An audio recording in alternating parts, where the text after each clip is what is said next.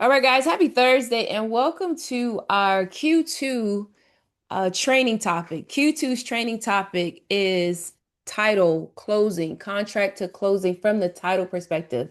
Our theme for this quarter, see you at the closing table, right? That's a pretty sweet saying, see you at the closing table. So our theme for this quarter is see you at the closing table, contract to closing table mastery for Florida realtors. That's what we're going to be talking about this quarter. And we took a slightly different approach this quarter in that we're going to slow walk this. In times past, I've taught this maybe in one part for sure, two parts sometimes, definitely four parts.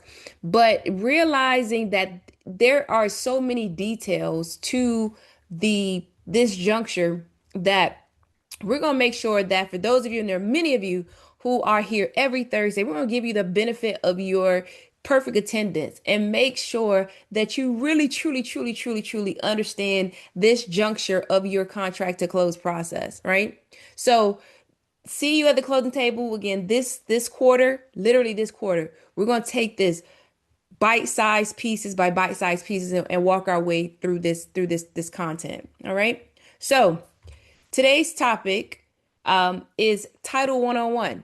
Title 101. We are demystifying what is title and escrow. I know for sure that many do not truly understand what in the world is title and escrow. And by the end of this quarter, the way that you're going to understand this is in a way you're probably going to be better than some of the title agents that you have to work with, right? And I truly believe that. So for those who I have not had an opportunity to meet before, I always want to make sure that I am not rude. We love to see our new realtor lab partners in the room. And so, for those who I have not had an opportunity to meet before, my name is Racole Jackson. I'm a South Florida real estate attorney. Like you, I'm also a licensed realtor. Like some of you, I'm also a licensed mortgage loan officer. My background personally, I am originally from Florida. I attended the University of Florida for undergrad, so I always say go Gators. I went out to California for law school, came back home to Florida, Miami specifically, got an LLM in real property development. So I do love real estate. I do love real estate. I love all things real estate. Love having a conversation about all things real estate. With that being said, I've had the opportunity to found a number of different companies related to real estate, and Purchase Ready Lab itself is a brand that we've developed for the purpose of training the realtors that we work with. I can tell you guys for absolutely certain, and I'm sure you agree with this, a well-informed customer is a breeze to work with. All right. Derek, your facial, Derek was like, oh my God, yes. Listen, when your client is informed, it's just a different experience. And so it's a pleasure to have this conversation and provide this coaching and training for those of you who we already work with. And then for those who we do not work with, of course, this quarter is of our content is powered by Title Experts. Title Experts is our title company. Many of you have had an opportunity to work with Title Experts before. If you've not had an opportunity to work with Title Experts before, we welcome you to the opportunity to experience the Title Experts closing. Our motto is knowledge, clarity, and superior service. Literally, knowledge, being the most knowledgeable title agent in the nation, providing the most clarity. Again, that's in line with our teaching, right? We teach in our sessions, we teach as we close the files because clarity provides confidence, right? You feel better. In this superior service, you guys know, if you don't know, you should know today. Of course, there are thousands of realtors. Of course, we have different specialties, we have different service areas, but in any particular niche, there's still many, many, many, many, many different realtors to choose from. And so, how do you differentiate yourself from the realtor beside you? Right? For us at Title Experts, when we develop the brand, superior service, literally. And as you're going to see today, the the base level of the service, the process that a title agent goes through to deliver their service, it's all the same. Deliver the product. I'll say the product, not the service per se, but the product. It's all the same. But what makes you different? And so at Title Experts, we are always, I'm always, for sure, encouraging and reminding our team that that is part of our motto, superior service. And so, again, if you've not had an opportunity to work with us before, we welcome the opportunity for you to work with title experts. All right. All right. With that being said, you guys know the drill. Let's grab our handout for today. PurchaseReadyLabHandout.com. PurchaseReadyLabHandout.com. Let's grab that and get into it. All right. So you got the handout. Our topic, title and escrow demystified. This today is going to be a practical look at how title works and what you should know as realtors to prepare your clients for closing day. Now, again, we've been talking over the past few weeks, and we're going to delve even more into what I've deemed transaction mastery. You guys saw a couple weeks ago where I shared a post from an experienced realtor that said basically a lot of trainings on marketing, a lot of trainings on Instagram and social and Facebook, but what about trainings on actually how to do the deal? What about training on actually knowing what to do when someone raises their hand and say, "Hey, I'll work with you. I want to sell my home or I want to purchase this home." Do you really have the clarity and do you really have the strength and the knowledge to confidently manage a transaction and guide your clients from contract to closing confidently? That's important. You want to be able to say, "I understand the entire process from contract to closing table." You got to be able to say it. Guys, knowledge is increasing. Chat GPT, Claude, Gemini, all these different AI platforms can provide information to your customers. So let's have a very sobering conversation. Information, they can grab that anywhere. But implementation, weaving that together and applying that information to them and their transaction, showing that you understand it is again where you stand head and shoulders above Chat GPT. I'm sure you guys probably saw the Instagram post probably about 4 weeks ago now, where someone sold their home completely using Chat GPT. Now, of course, caveat to that, they got to use an attorney to draft the contract. They didn't say that part. Of course, they gotta lead with the part that's sexy and then gets your attention. But it does go to say that he did not use a realtor for the other parts. He didn't use a realtor for pricing. We don't know if he got the best price. Someone probably looked it up, maybe. But the point is, the uh folks are being encouraged, right? To basically DIY. Not right. So not just not the FISBOs are doing it a whole nother way, right? And there's an encouragement even for buyers now to go at it alone. So my point is you have to be more than an information source, right? You have to be an information and implementation source. You have to be masters of the transaction. Be able to say, I understand the entire process from contract to closing. So, as realtors, you know that you are the quarterback of the deal. You are. You're in the middle of it. And so you lead this play. You lead this play of either representing an individual in selling their home or representing an individual in purchasing a home. To lead effectively, it requires that you know exactly how your specialized units operate. Who are your specialized units? Title, lending, the appraiser. You do not have to know how to do their jobs, right? I don't expect you to get behind the desk and start marking through a title commitment, but you should know how they work, right? And you should have an understanding of the way that they do their work and how that impacts your transaction. So by the time we finish today, uh, our three core objectives is for you to be able to clearly articulate to your clients what is title and escrow. Because I'll be honest with you, even your buyers, they sometimes show up like, "I'm here." All right, and you step this way, okay? They step that way. Step Turn to the right. Okay. Sign here. Okay. Here's your keys. But if you ask them really, what did you just experience? They're like, some might, most don't. I'll just be honest with you, most don't. You cannot be in the same boat as them, right? And I encourage you to even prod a little bit the fact that you know things that they don't know. Again, showing your value. So we're talking about pain points. You agitate the pain.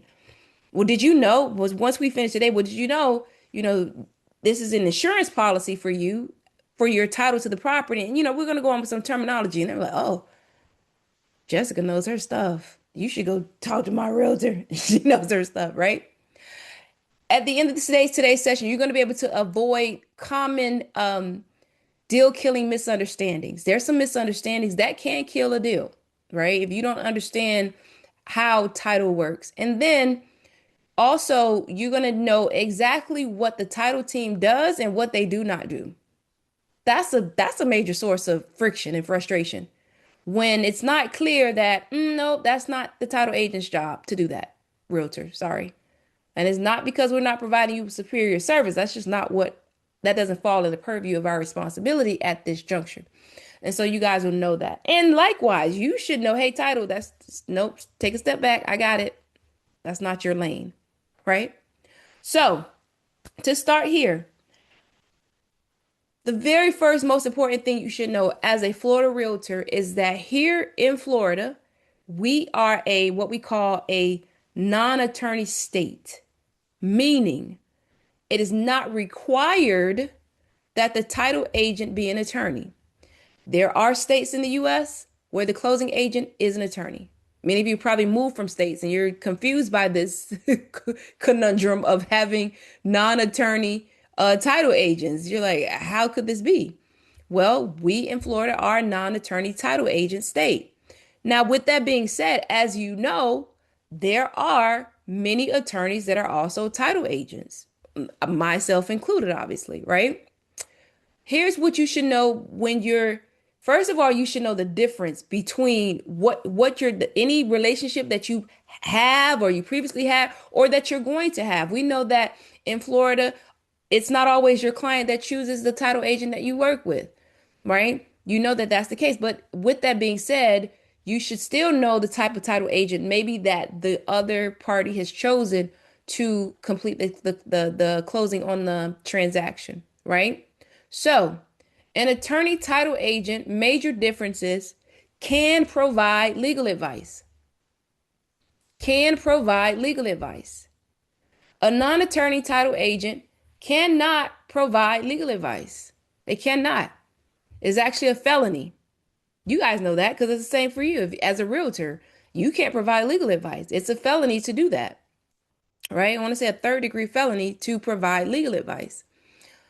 Notwithstanding, I don't care how many classes one has taken, you cannot provide legal advice. You can say, well, this is what the requirement is. But when they say, well, what happens if I got to be careful?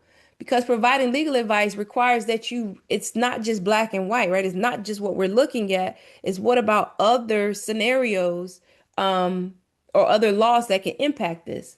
Case in point, got a call asking about whether or not an individual who is separated, should they proceed with the purchase? Well, we got to look at that two ways. Number one, I gave them two answers. They said, how do we resolve this? I said, number one, from a title perspective, their spouse will still need to sign. We're talking about a buyer. Their spouse will still need to sign the mortgage unless we get a non-homestead affidavit, right? So can they proceed? Technically, from a title perspective, if we get a non-homestead affidavit executed, we can proceed. You have to figure out if the lender will allow that because the lender may or may not allow the spouse to not sign their mortgage. Even if the spouse is not on the debt, meaning signing the note, the lender, if it's personal residence, if it's not an investor, they're generally going to require the spouse to sign the mortgage, even if you're saying it's just a second home, because at any point you could determine that that's your homestead property. And why that is important is because if the lender needs to go and foreclose, they need to have that spouse having signed the agreement, mortgage agreement, saying you can foreclose on my homestead interest in the event this debt is not repaid. Okay? That's title. But I also said, now that's title, but let's think about legal. Let's think about family law. Assuming the spouse does sign the non-homestead deed, assuming the lender is okay with the spouse not signing the mortgage. Florida is a community property state. Once that property is acquired, there's going to be a conversation about whether or not that is a marital asset to be addressed at divorce. Does that make sense? This is why you have to be careful about legal advice. Because a non-attorney may say, "Oh, all I need is a non-homestead affidavit and the lender to say it's okay for them not to sign the mortgage." Oh, but I did not tell you that you might be having a conversation in divorce court about the fact that you purchased this property during marriage. Last thing I'll say on that point, we're going to bring this up again later on in the quarter. In title, you're either married or single. Separated, complicated, none of that matters. You're either married or single, right? All right. An attorney can draft and modify legal documents. A non-attorney, meaning a title agent, cannot draft documents. They cannot interpret law beyond standard practice. So what does that get into? We're going to have a session on this later in the quarter. Where we talk about attorney representation. Many of you probably have either had transactions where the seller had their own attorney representation aside from the closing agent, or you yourself as a practice, you have an attorney that represents your sellers aside from the closing agent in the event that the buyer chose the closing agent. A non-attorney cannot provide seller representation. A non-attorney cannot provide seller representation services, meaning, so if you're working with a title agent, title experts, the entity itself is not a law firm, but title experts is owned and operated by an attorney. Therefore, it can provide legal services under this umbrella. You may work with another title company, not a law firm. If an attorney is not the one driving that firm, that firm cannot provide seller representation services because your main function as seller representation is to represent the interests of that seller legally, right? Legal interpretation, legal argument if something goes left, and preparing the closing documents. You are drafting documents for the seller. You cannot do that separately if you're not an attorney. Okay? So, long story short, if you're working with title agents that are not attorneys, but they are providing your sellers with seller representation services, you might want to pump the brakes on that. All right? The last thing I'll say on this point, many of you, just as a default rule, you only work with attorney closing agents. That's great. That's up to you, right?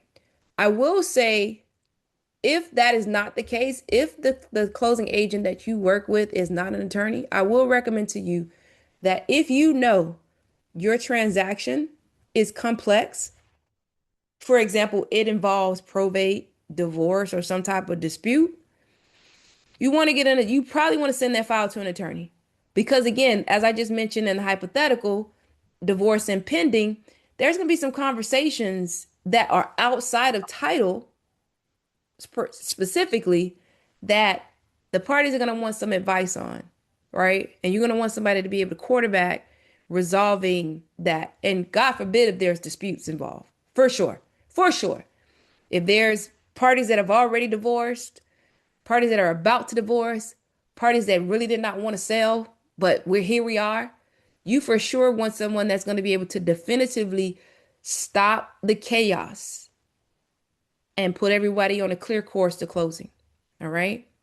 If you never had it happen, God bless you. Keep working. It's going to happen. All right? All right. So now we understand that in Florida, we have non-attorney and attorney title agents. Let's talk about the team.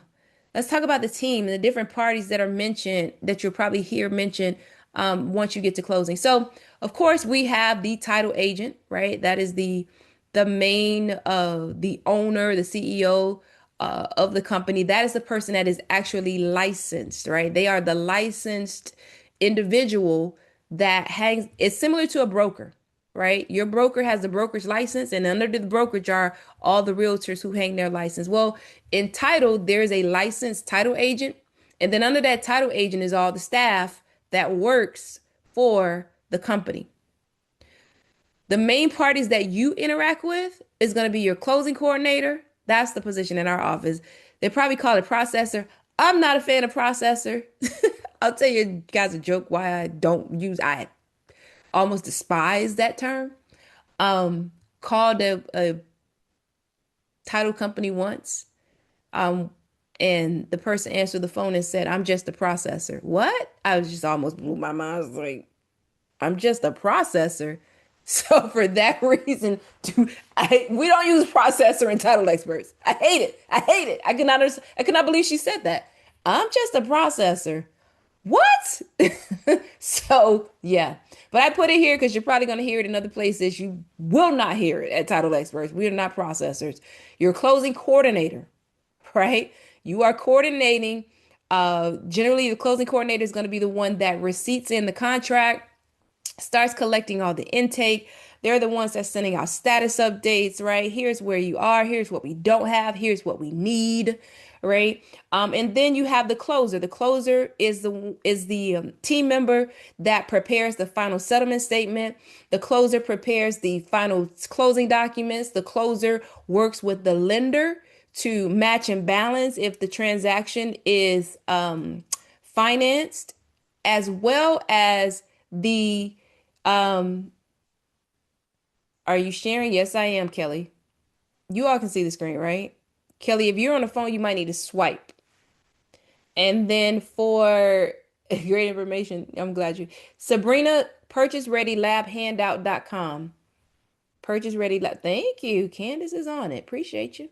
In the background, the title examiner and the underwriter. You guys should know that the title agent, remember I mentioned we're licensed, we are licensed, we're providing title insurance. So just like homeowners insurance, health insurance, car insurance, we're providing insurance. And the insurance that we issue is in the name of our underwriter, right? So you're interfacing with title experts, but the title policy that's going to be issued to the buyer and the lender is in the name of Westcor, Chicago, Fidelity, Stewart, WFG, right? So that's the relationship. Understand that relationship, right? So we have an underwriter that we report to before we issue policy. Similar to a lender. A lender has an underwriter. We have an underwriter that tells us this is what is required in order to issue a title insurance policy in our name at closing. Now, with the underwriter is also a title examiner. The title examiner works at the underwriter, and the title examiner is the one that, on our behalf, goes and searches public records, provides us with a title commitment. We're going to look at a title commitment later in the quarter, and they say, "Hey, title experts, here are the items. We call it requirements. Here are the requirements that you must clear in order to issue a title insurance policy in the name of Westcor at closing." So when we're communicating with you and we're saying, well, the underwriter's requiring this, that's what we're talking about. We can't change that, right? Ultimately, you're welcome, Sabrina. Ultimately, if we go and we issue a title insurance policy without meeting that underwriter's requirements, then the liability is on us. We have to address that claim. If we meet all requirements and there's still an issue, there's something missed by the underwriter, then it's on them. But understand that we're issuing insurance. And so for that reason, these are the parties that you're seeing that are involved in that process. Again, front of the office is your your closing coordinator and your closer. Back of the office is your underwriter and your title examiner. All right. And then the head of all of that is the title agent. Now again, this is you, and this is of course who you are communicating with. Your closing coordinator and your closer. Those are your people. All right. All right. So understanding, as I just mentioned to you guys, that we issue a title insurance policy. We issue a policy on their what we call intangible bundle of rights. Well, the reason why we say intangible is because you can't put your hands on what we are insuring. We're not insuring this house. We're not insuring this house. I mentioned to I jokingly say it, but if this property is missing half the roof, congratulations, you own it. No one's gonna knock on the door and say you don't, that a judgment hasn't been paid, right? There's some heirs that should have been included and signed the deed. There's some liens that have not been addressed. That's what we sell. We do not insure the physical property. We never look at the property. We look at the legal description of the underlying land, right? So let's say, for example, Luckner buys a piece of land. Currently, it has one house on it. But he's like, this is crazy. This is 10 acres. I could put 10 houses on here. Okay, here's your title insurance policy to the land. You're going to put 10 houses on it. We're not insuring the house. We're insuring the land, your legal description, your bundle of rights to that land, right? Your legal ownership, your right to use it, and your right to transfer it. That's what we're insuring. Homeowners insurance is insuring the structure, right? All right. So now you guys know what the policy is actually covering, right? It's ensuring the legal description, the land itself, not the house, right? The house could be falling down. The house could disappear the day before closing. That's part of the contract, right? But we're not insuring the house. So here's what's covered by title insurance: liens, errors in public records. Here's why: because remember that examiner I showed you guys? That was their job. Their job was to look back 20 years and make sure that for every lien, there was a release of that lien, right? For every document that should have been recorded, it is recorded. For every deed that looked like, that signature is odd, or Susan died in May, all of a sudden the quitclaim deed is recorded in June. Why wasn't that recorded before she passed away? So there's different little triggers that the title examiner literally will say, we need a little bit more documentation to confirm that that particular deed was not fraud, right? Missing heirs, improperly recorded documents. Sometimes there could be a satisfaction. Doesn't happen all the time, but I've literally had it happen before. Wells Fargo recorded a satisfaction against a different property, not this property. Of course, it did not clear the mortgage on that property. It just did not reference. It did not come up when we were looking for the satisfaction on this particular property that we're closing on. It didn't come up because it was recorded against a different legal description. Now, with that being said, this is also a good opportunity for me to reiterate. I mentioned this to you guys when we talk about the purchase and sale contract. There's another good reason, a good opportunity for me to reiterate for you guys why we look at legal description and not the property address. And sometimes you say, oh, it's in, what do you call it? It's not Lake Worth. It's, what's the name of it? It's with an A. It escapes me. There's a city name that if you just put it in Google, it's gonna come up as Lake Worth, but there's a different name that the Green locals prefer. Acres? What is it? Green Atlantis. Acres. Thank you. That's it. Atlantis. That's it. Mhm. Thank you. Atlantis is not gonna come up if you Google, if you use a site that has predictive addresses, Atlantis doesn't come up. Lake Worth comes up, but they prefer Atlantis. So I get it. So sometimes when the file is opened, if we allow Lake Worth to come up because that is on record the city that's located in, Realtor reach back out. It's actually Atlantis. And we'll fix it. We'll let them know, okay, but just so you know, it's a moment of clarity, right? Superior knowledge and clarity, opportunity. Just so you know, we're really concerned about the legal description. So we can change it. Guys, oddly enough, the house number can be wrong. The mail will just make it to the wrong door, but the right property will be insured. We're looking at the legal description, not the property address. We call that like a vanity description. Okay. All right. What's not covered? Future issues. Title insurance covers the day of closing backwards, nothing forward. All right. We're going to talk about that a little bit further in the next slide. I've mentioned to you it doesn't cover property condition. If that's the property, the house has, no roof. Here you go. No one's never gonna knock on your door and say you don't own it. It's yours, right? It doesn't cover changes in zoning and land use. Again, nothing forward. Known but undisclosed matters. Now, if there is no way for us to know that, so for example, at closing, the seller executes a closing affidavit saying everything that we know about from this title commitment is accurate. There's nothing that could become a lien on this property that we don't know about that you've not told us about. And they sign an affidavit saying, yeah, that's true. We don't. There's nothing. Okay. Buyer created issues post closing. What's a buyer created issues post closing?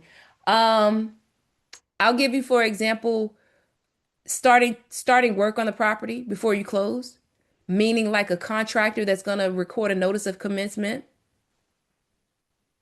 and they record the notice of commencement. The buyer goes out. They're so excited. Day of closing, day before closing. Oh, we did our walkthrough. Everything is perfect. They go and sign a contract for the roofer to do work on the property. Roofer is efficient. They go out, day of closing. They record a notice of commencement against the property the same day that we closed, right? Of course, and then we're going to record our deed, but guess what's going to be recorded before that deed? The notice of commencement. You did that. You created this issue, right? And so any issues that the buyer creates with the property post-closing, title insurance does not cover that, all right? And again, title insurance protects legal ownership, not the physical condition of the property. That's a good point for you to know. Know that, as an example, traditional insurance, which you guys are used to, like homeowners insurance is forward. The buyer or the owner is going to pay for that insurance monthly, annually. For title insurance, it is paid once. The cost for title insurance is paid once, and we're going to talk about that a little bit further, okay? But that's just to know, making sure that you know that it is closing day backwards. Now, the other thing for you to know is that at closing, we issue two different forms of title insurance policies. We issue a policy to the owner for their purchase price. We issue a policy if it's a finance transaction to the lender for their loan amount. Sometimes the lender can ask for, they'll say sometimes 115%. They can request a increased policy amount. If there's no lender, then we're only issuing the owner's policy. These policies, when there is a lender, they mirror match. They are the exact same coverage, just for different amounts. Why do I bring that point up? I bring that point up because the lender is going to require what we call clear title. We talked about this a couple sessions ago when we went into the IPAC acronym for the lender issuing a clear to close, that the buyer has the appropriate income, that the property has clear title. That's us, right? So what does that mean? That means that, let's say for the title commitment comes back and it says, oh, there's a deed executed by Sally Sue in 1995 that looks like she should have had Billy Bob sign as well. But this is the last property in America. And the buyer's like, man, Sally Sue is dead. Billy Bob is dead. I just want to buy this house. Let's just go. And lender's like, nah, sorry. We're not doing it. We need that. We need that requirement cleared. Okay. So your script, your understanding, and now your conversation with the buyer should an issue arise that the lender is objecting to something on title. You say to the buyer, the lender is requiring that this particular item be removed from their policy. They cannot have any exceptions. Exceptions mean we'll cover everything except that. So if the buyer, say for example, it was a cash transaction and the buyer said, Billy Bob is dead, Sally Sue is dead, everybody concerning them is dead, there's no way that anyone's going to come back and have any issues with this. I want to close, do what you need to do, title experts with that. We'll make it an exception. So we'll say, okay, well, your insurance policy is going to cover everything except that deed because we've told you that there's an issue with it, right? So going back to our example, most times, very rarely will a lender allow requirements to be moved into the exception section of a policy, thereby being excluded from their coverage. All right. So now you know that at closing, we're issuing two insurance policies. All right. So that's title. What about escrow? Because remember, we're title and escrow. Title and escrow. Some companies have it in their name. Sunshine, title and escrow. Title and escrow. What is escrow? Escrow is the safe middle of the transaction, is what I call it, right? The closing agent escrow, they sit in between the earnest money deposit, the loan funds, and the closing documents. And none of that is issued to the seller or to any other party until all requirements are met. Right? Title, escrow, ownership, money. All of that sits with the title agent until all of the requirements are met.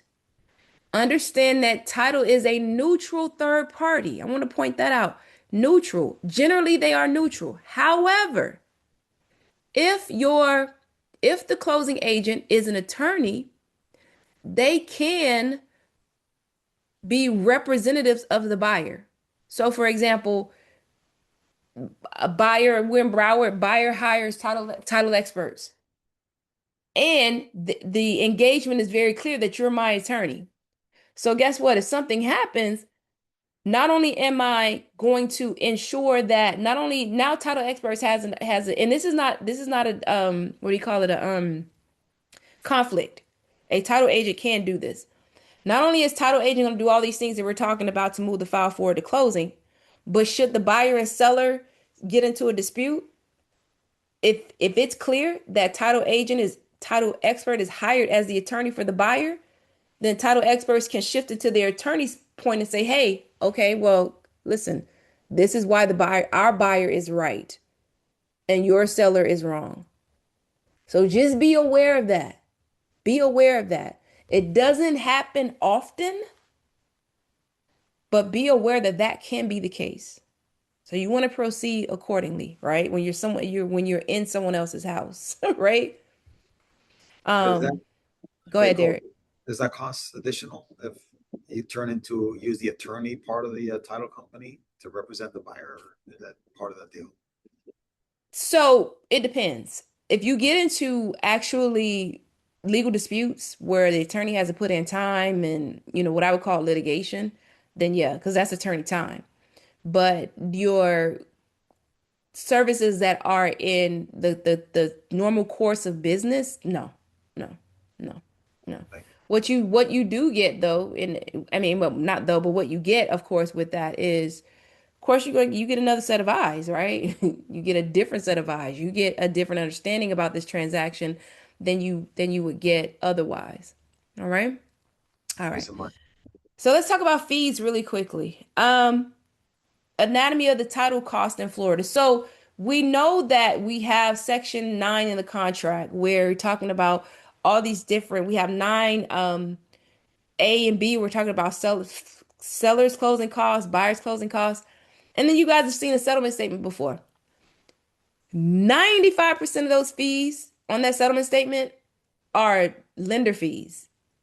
There's only a small portion of those fees that are truly allocated towards the title agent, and many of them are even pass-throughs, meaning those are fees that are charged by the surveyor. They're not paying title experts, you're paying the surveyor who's completed the survey. The association for an estoppel, right? The lien search company for preparing the lien search. So what are some of the costs associated with title? Of course, the owner's premium, lender's premium, title search, that title commitment I mentioned that the examiner prepares, there's a cost for that. The underwriter charges us for that. So that's your title search fee. The settlement and the closing fee, Derek just asked. This is the fee that really the closing agent, this is what they're charging for their services. Now, of course, as an insurance agent, they get a portion of this premium, right? Just like a life insurance agent and so on. But this is the charge for their services. This is a charge for their services. Um, the recording fees pass through. State charges that. And then endorsements, those are additional protections to these policies, right? So look at it as an extra coverage. So all of the fees that are charged by title, you should look at them as being broken up in essentially three buckets. Again, you have the premium. This is going to be your biggest ticket item. And the insurance premium, FYI, guys, is promulgated by the state. So every closing agent uses the rate essentially. That rate is 0.005. If you ever want to do the math in your head, for an owner's policy, 0.005 of the purchase price. For um And then the lender's policy, we call it simultaneous issuance, and we're going to talk about this later in the fees when we talk about fees. You don't do another 0.005 on the lender's policy. There's a simultaneous issuance fee, which that varies based on the title agent, but it's extremely less. But as a general matter, if you want to just do math in your head on what a policy would cost for a transaction, multiply by 0.005. That's just the base policy. And then you have endorsements that can cost anywhere from $25 to $100. The survey costs the most. That's another mathematical equation based upon the purchase price, right? So the biggest cost as it relates to the title fees is the insurance premium. Then you have your operational fees, which I indicated was the settlement fee and the search fee. And then you have your government cost, which is your recording fees. All right. All right. So as we come around the corner, here's what you should know. Now that you know the nature of the business, hopefully you now understand why title agents are so meticulous and demanding in their paperwork. The title agent carries liability long after closing. They carry liability until forever, until that buyer, new owner, sells that property, and even before then, sometimes. For the life of their ownership, for the life of their ownership, we are indebted to them to ensure that no one comes and knocks on their door and says, "Hey, I have a judgment that was never paid. Hey, Billy Bob didn't sign that deed with Sally Sue in 91." What? All right. So for that reason, it's not friction. It's not them being difficult. It's protection. They're protecting your customer. They're protecting their business. Guys, I don't know if you know, you probably don't hear this, but I mean, I do because I'm in the industry. Title claims, wire fraud. There are title agents that are eating some big numbers, six figures, due to wire fraud, right? Because they accepted a payoff that they did not verify was actually from the lender.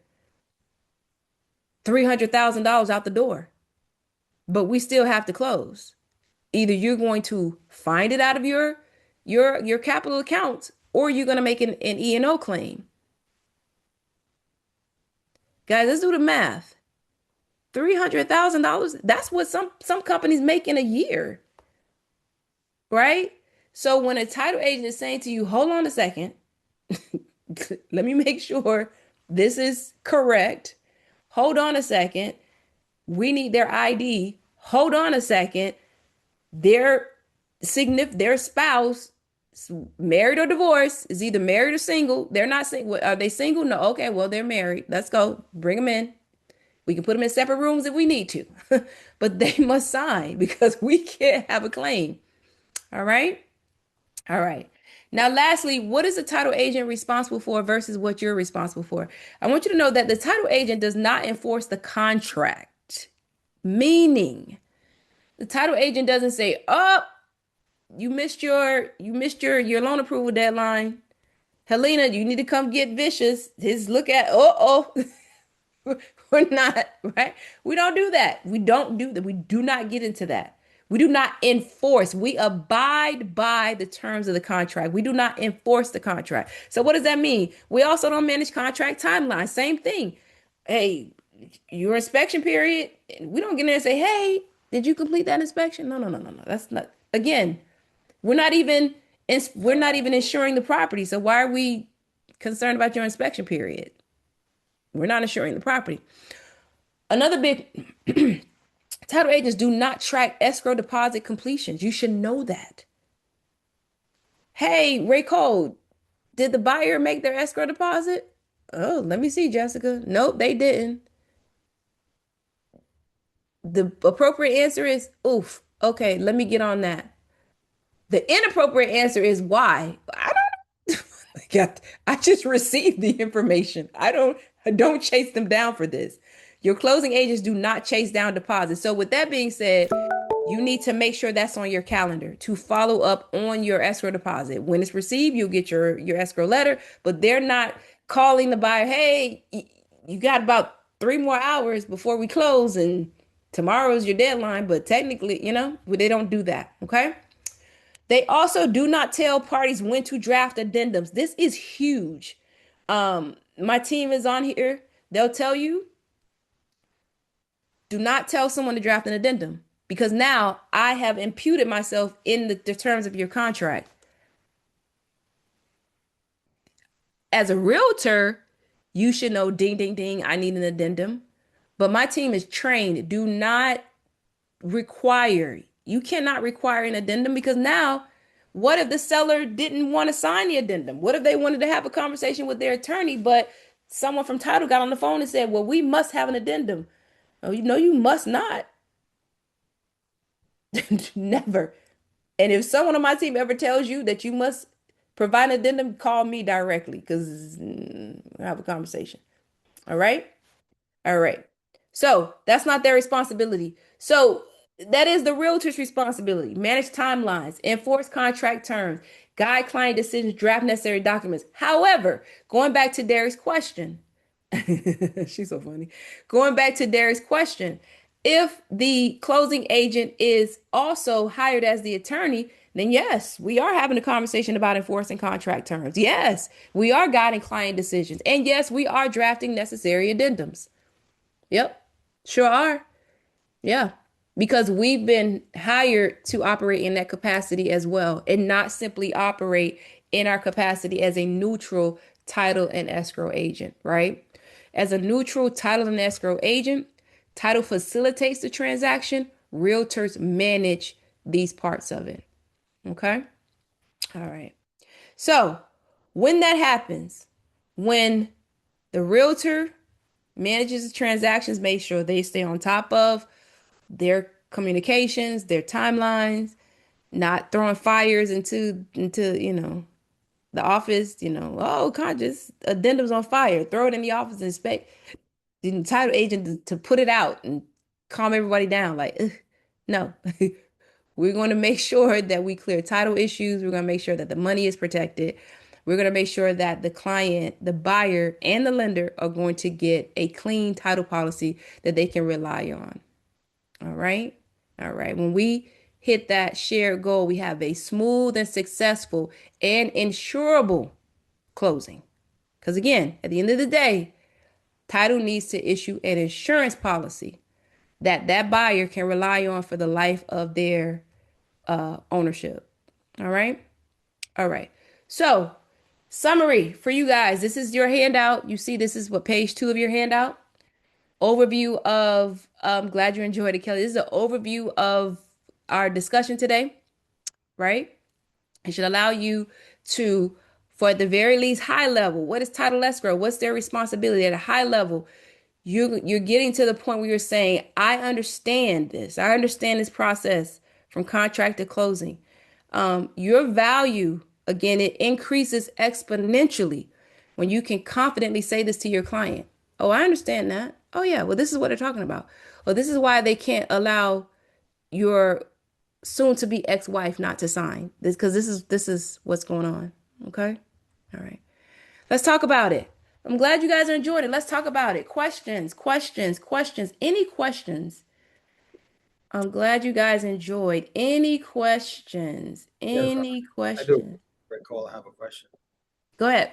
Um, on the owner's title policy, if there's one existing already on the property, can it just be updated to save money, or is that like an old? Yes, sir. Yes, sir. Yes, sir. Very good question.